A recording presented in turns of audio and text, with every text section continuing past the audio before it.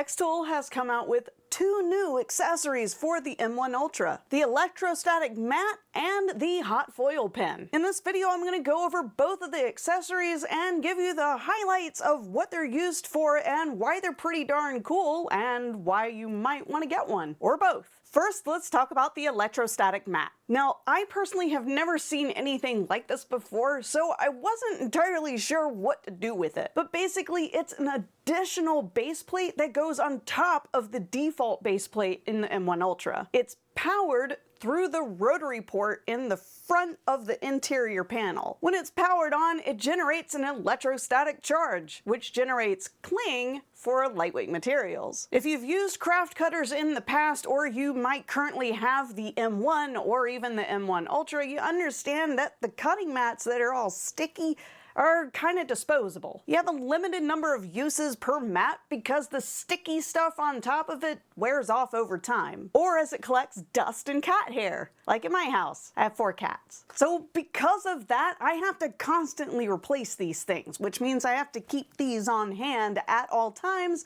otherwise I might get caught with my pants down, and no one wants that. The Electrostatic Mat uses a sheet of clear vinyl on top of it to protect the actual part of it that makes the static charge. It allows you to use the blade cutter, rotary blade, and the foil tools without damaging the actual mat. It's more of like playing the long game here. The protective vinyl that's on top of it doesn't have to get replaced often. It's a lot more durable than the existing cutting mats. So over the span of a year, my small business will probably churn through about $100 in cutting mats anyway. Probably more, now that I really think about it. I do a lot of stickers, and I cut out a lot of marine vinyl on that thing, you know, for zipper overlays and other tiny tchotchkes that go on all of the bags that I make. The placement is a lot more accurate than when you're sticking down the cutting mat. No matter how hard I tried, I can't get the cutting mat to actually install and stick straight, which if you look at my sticker video, you'll understand like all the different things I have to do to make sure I get the stickers cut out right. Speaking of stickers, the mats seem to do a good job of holding down the laminated vinyl sticker paper. The top right corner has some of the laminate material folded over, but the mat still has a decent grip on the sheet as a whole. It didn't shift at all while the machine was cutting out the individual stickers. That was the biggest thing I wanted to test, because cutting out a whole sheet of stickers that weren't printed on the M1 Ultra itself requires accurate and stable placement.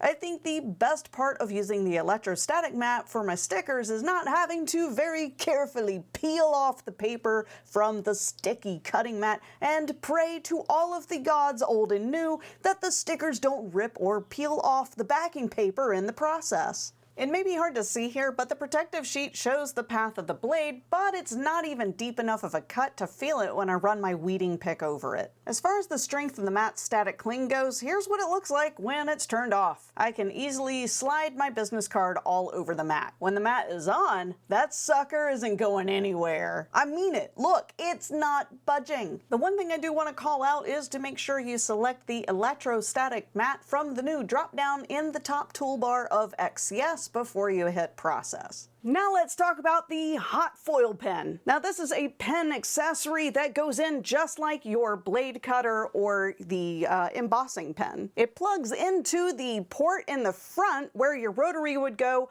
or if you're using the Electrostatic Mat, it can actually plug into the side of the mat. Then you press the button at the top of the pen and give it 1 to 2 minutes to heat up. The Hot Foil Pen comes with 3 tips. You have like regular, standard, and then thin and bold. These are different settings when you're using the xTool software, so I'm gonna assume they have different outcomes. Based on my very limited experience, I found that the bold tip setting was better for the harder materials like acrylic and wood. Like, regardless of what size you're gonna do, bold. If you're a laser enthusiast like me, it's kind of like defocusing. The tip is larger, so it's gonna cover more area, so I'll get a more even foiling. Is that even a word? It is now. Now, I personally have never done anything with foil. I played around with it with the embossing, debossing pen when I first got the M1 Ultra, but really it's just not something I've ever really thought of investing a lot of time into. I always saw it as something to make greeting cards, stationery, and scrapbooking stuff with, and that's just not something that I do. But this little guy can actually transfer to more than just paper. Ooh, it can transfer to wood, acrylic, and I actually got it to go onto some PLA, ASA, and PETG that we printed on our 3D printer. See, really, that's the part that I like the most, is the acrylic. I make a lot of templates and sewing tools with clear acrylic. I don't cut out the clear acrylic up here, of course, because I have 2 diode lasers in here, but I do have a CO2 laser in my workshop where I cut all that stuff out. I did a lot of tests to dial in settings for various materials, so let's take a look at those results. First up, we have cardstock. I didn't want to deny you footage of the peeling step. So clean.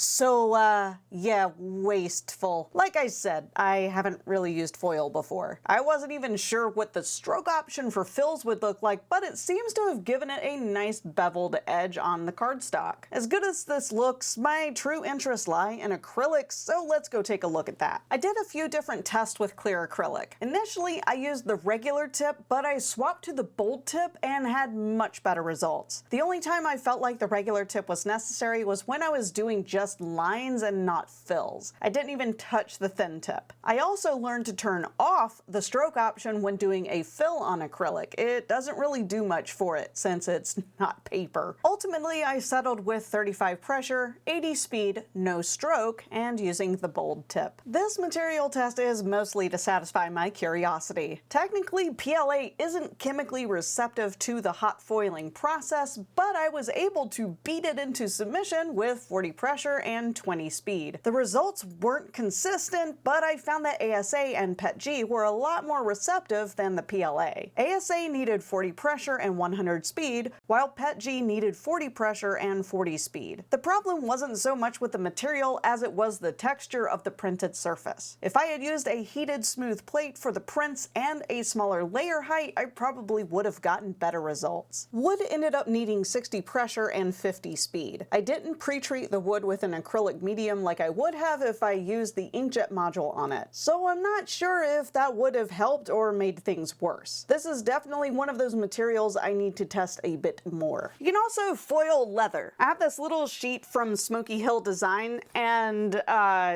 yeah, it took a bit to try to dial it in. See, the thing about leather is it's not very smooth on the top layer, which means you have to dial in the right amount of pressure for the hot foil pen. Otherwise, it's going to be too much pressure for the higher bumps and not enough for the crevices. So this is something I still need to kind of work on. I do have strapping material coming in soon because I'm going to do a video on how to make a purse with a laser. So I'll probably add some embellishments to the leather strap. Clearly I need a little bit more time to play with the hot foil pen because it's just not something that I'm used to. I want to spend a bit more time, a lot more foil, and a lot more clear acrylic just to nail down those settings. Well, there you have it. Those are the 2 new accessories from xTool for the M1 Ultra. I will do a more in-depth focused video on the hot foil pen soon. So feel free to like the video and subscribe to the channel to give me all of the attention.